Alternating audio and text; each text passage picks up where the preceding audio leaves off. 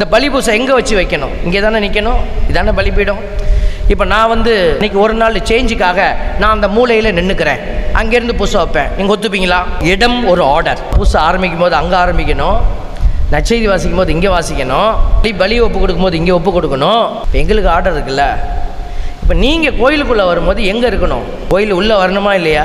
எப்படி நீங்கள் வெளியே நிற்கிறீங்க? உங்கள் வீட்டில் ஒரு விசேஷம் நடக்குதுன்னு வச்சுக்கோங்களேன், தாய் மாமன், சொந்தம், சித்தப்பேன், பெரியப்பேன் வெளியில் கையை கட்டிட்டு நிற்கிறாங்க. நடத்து நான் இங்கே தான் நிற்கிறேன், வெளியில் நிற்கிறேன், நீ நட்டுக்கோ, நான் இந்த எட்டி பார்க்குறேன், ஜன்னலில் பார்த்துட்ருக்கிறேன் அப்படின்னா விட்டுடுவீங்களா?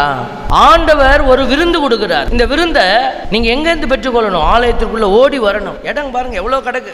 ஏங்க உள்ளே உட்காந்தா சாமியார் விரட்டி விட்டுருவாரா? இடமே இல்லை, கோயில் ஃபுல்லாக பேக்டு. நான் வெளியில் நிற்கிறேன், ஓகே. நான் எப்போ வந்தாலும் நான் வெளியில தான் நிற்பேன். நிற்பது உன் கணவரோ உன் மனைவியோ உன்னுடைய குழந்தைகளோ பிள்ளைகளோ இருந்தால் அந்த வீட்டுக்கு அது சாபம்.